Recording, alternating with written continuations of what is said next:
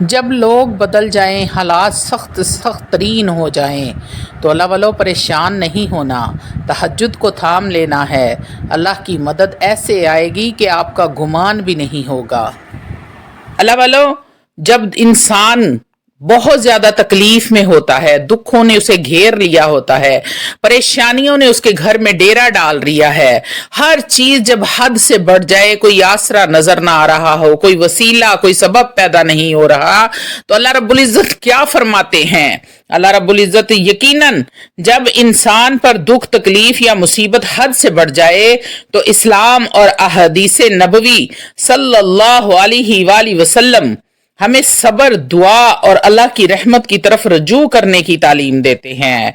نبی کریم صلی اللہ علیہ وآلہ وسلم نے ارشاد فرمایا، مومن کا ہر حال بہتر ہے، اگر اسے خوشی ملے تو وہ شکر ادا کرے، اور اگر مصیبت آ جائے تو صبر کرے، دعا کرے۔ صحیح مسلم بخاری کی یہ حدیث ہے۔ حضرت علی رضی اللہ تعالی عنہ فرماتے ہیں، صبر ایمان کے ساتھ ایسے ہے جیسے سر جسم کے ساتھ ہو۔ نبی کریم صلی اللہ علیہ وآلہ وسلم نے ارشاد فرمایا، اللہ تعالیٰ جب کسی قوم سے محبت کرتا ہے تو اس پر بے انتہا آزمائشیں ڈالتا ہے۔ ترمذی کی حدیث میں یہ موجود ہے۔ نبی کریم صلی اللہ علیہ وسلم نے پھر ارشاد فرمایا، مسلمان کو جو بھی تکلیف، بیماری، غم، رنج یا پریشانی پہنچتی ہے، ایون اگر کانٹا بھی چبھتا ہے تو اللہ اس کے ذریعے اس کے گناہوں کو معاف فرما دیتے ہیں۔ مسلم بخاری کی یہ حدیث میں آپ کو سنا رہی ہوں۔ آپ صلی اللہ علیہ وآلہ وسلم نے ارشاد فرمایا، دعا ہی عبادت ہے۔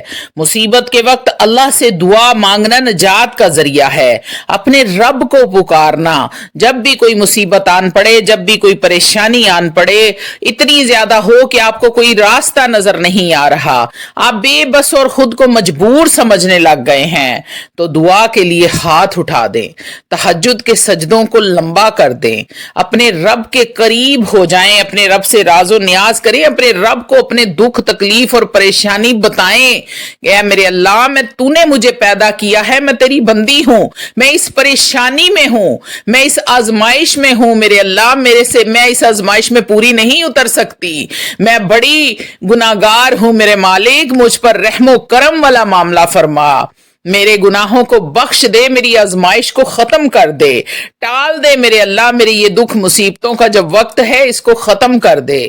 دعا بہت بڑا وسیلہ ہے، بہت بڑا ذریعہ ہے، اللہ صبر کرنے والوں کے ساتھ ہے۔ قرآن میں ارشاد فرمایا، بے شک اللہ صبر کرنے والوں کے ساتھ ہے۔ اللہ تعالیٰ قرآن میں ارشاد فرماتا ہے، اللہ کی رحمت سے مایوس نہ ہونا، بے شک اللہ تمام گناہوں کو معاف کرنے والا ہے۔ دنیا فانی ہے۔ نبی کریم صلی اللہ علیہ وآلہ وسلم نے ارشاد فرمایا، دنیا قیدی خانہ کی مانند ہے، یعنی کہ دنیا ایک جیل ہے، قید خانہ ہے مومن کے لیے، اور جنت ہے کافروں کے لیے۔ مسلم بخاری کی یہ حدیث ہے کہ یہ جیل اور قید خانہ ہے مسلمانوں کے لیے، مومن کے لیے، اللہ کے نیک اور متقی پرہیزگار بندوں کے لیے، اور یہ دنیا جنت ہے کافروں کے لیے۔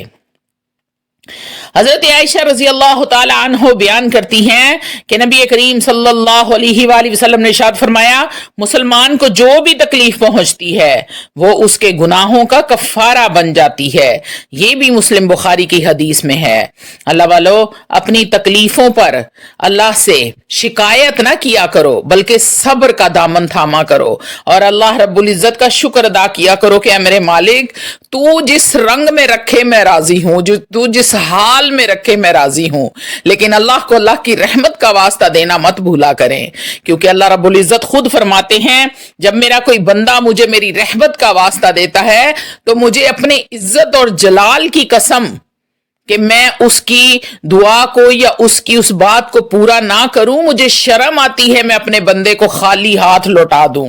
تو اللہ والو جب اللہ رب العزت خود یہ فرما رہے ہیں تو پھر آپ ایسا کیوں نہیں چاہتے؟ نبی کریم صلی اللہ علیہ وآلہ وسلم نے ارشاد فرمایا سب سے زیادہ آزمائش انبیاء پر آتی ہے، پھر ان جیسے لوگوں پر آتی ہے۔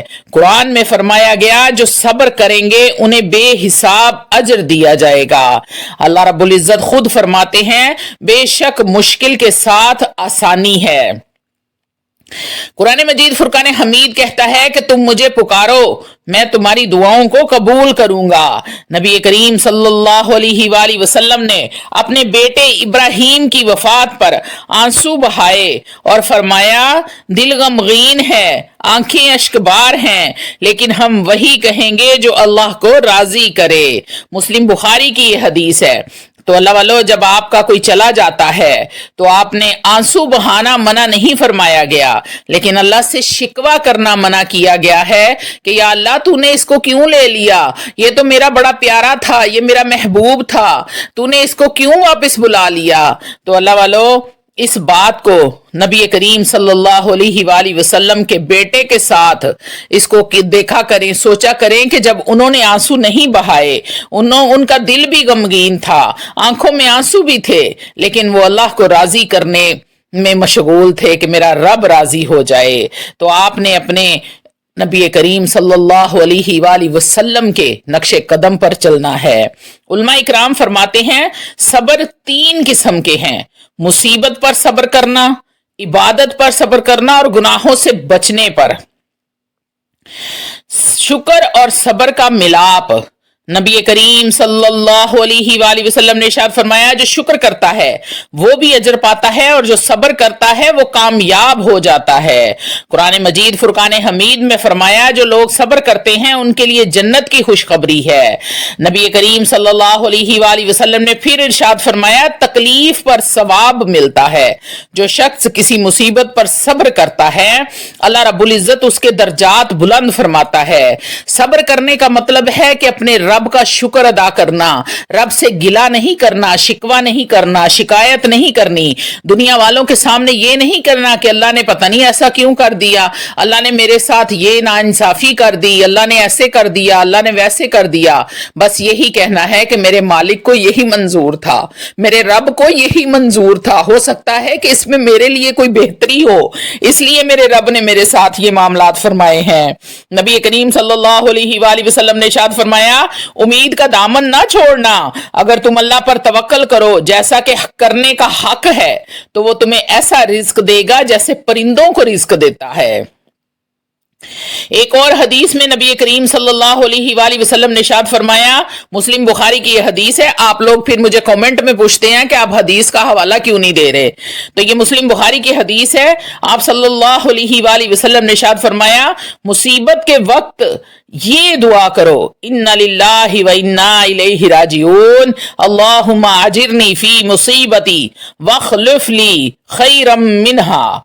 اگر کوئی بھی مصیبت، کوئی بھی پریشانی آ جائے اور آپ کو کوئی راستہ نظر نہ ہو، آپ کو لگ رہا ہو کہ یہ دنیا کی ساری پریشانیاں میرے ہی نصیب میں کیوں اللہ نے لکھ دی ہیں، تو اپنے رب سے راز و نیاز کر لو، تہجد کے سجدوں کو لمبا کر دو، سجدہ کرو اور اپنے رب کے سامنے گریہ زاری شروع کر دو۔ میرا رب سننے والا بھی ہے، وہ رحمان بھی ہے، وہ رحیم بھی ہے، وہ مالک یوم الدین بھی ہے۔ اللہ والو اللہ رب العزت فرماتا ہے جب کسی جان پر اس کی طاقت سے زیادہ میں بوجھ نہیں ڈالتا، لا یکلف اللہ نفسا الا وسعها، یعنی اللہ کسی پر اتنی ہی آزمائش ڈالتا ہے جتنی وہ برداشت کر سکتا ہے۔ اللہ رب العزت صبر کرنے والوں کے ساتھ ہے۔ ان اللہ مع الصابرین، صبر کرنے والے کبھی تنہا نہیں ہوتے، اللہ ان کے ہمیشہ ساتھ ہوتا ہے۔ ہر تنگی کے بعد آسانی ہے۔ فإن مع العسر یسرا، ان مع العسر یسرا، اللہ وعدہ فرماتا ہے کہ مشکل کے بعد آسانی ہے۔ وَلَا تَيَأْسُوا مِن رُوحِ اللَّهِ، اللہ کی رحمت سے مایوس نہ ہونا، وہ ہر حال میں مہربان ہے۔ نبی کریم صلی اللہ علیہ وآلہ وسلم نے ارشاد فرمایا دعا ہی عبادت ہے، دکھ اور تکلیف کے وقت اپنے رب سے رجوع کرنا ہی اصل نجات ہے۔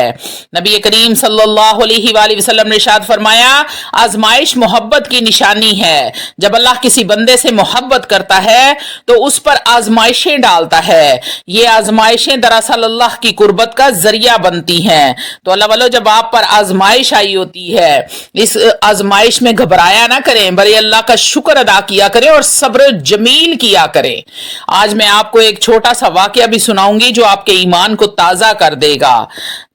تو اللہ والو یہ واقعہ اس طرح شروع ہوتا ہے۔ میری امی بہت نرم دل اور دعا کرنے والی عورت تھی۔ بچپن میں جب بھی مجھے بخار ہوتا وہ میرے سر پہ ہاتھ رکھ کر قرآن مجید کو پڑھا کرتی، کہتی تھی بیٹا ماں کی دعا کبھی رد نہیں ہوتی۔ پھر ایک دن وہ بیمار ہو گئی، کینسر آخری سٹیج پر۔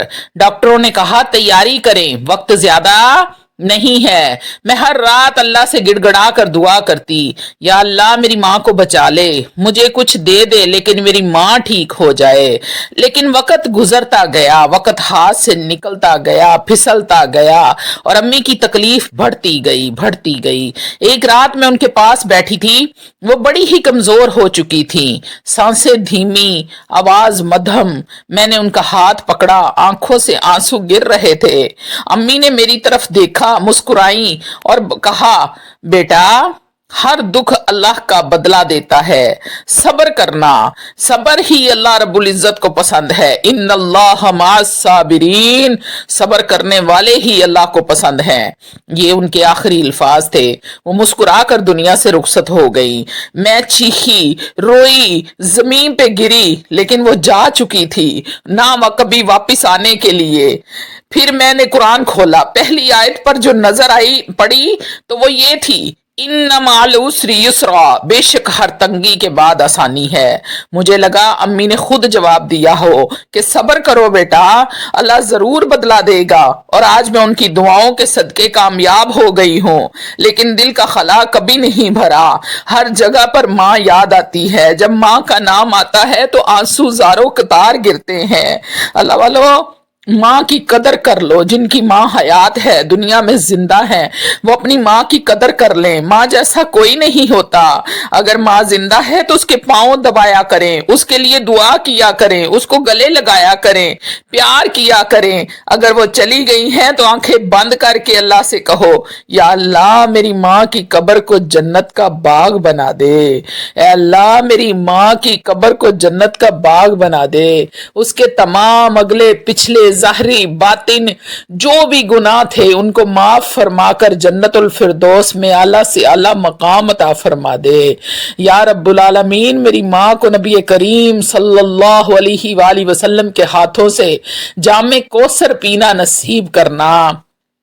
اے اللہ میرے والدین کو جنت کروٹ کروٹ نصیب کرنا۔ جن کے ماں باپ اس دنیا سے جا چکے ہیں ان تمام ماں باپ کے لیے دعا کرتی ہوں، یا رب العالمین سب کو جنت میں اعلیٰ مقام عطا کرنا۔ میرا بیٹا اس دنیا سے جا چکا ہے، تمام دوستوں سے درخواست ہے کہ میرے بیٹے کے لیے دعا کریں کہ اللہ اسے کروٹ کروٹ جنت نصیب کرے۔ وہ بچہ تھا ابھی لیکن بڑا تھا، اس کا کوئی بھی گناہ تھا تو میرا رب اس کو معاف فرما دے۔ میرے بیٹے کے لیے خصوصی دعا کریں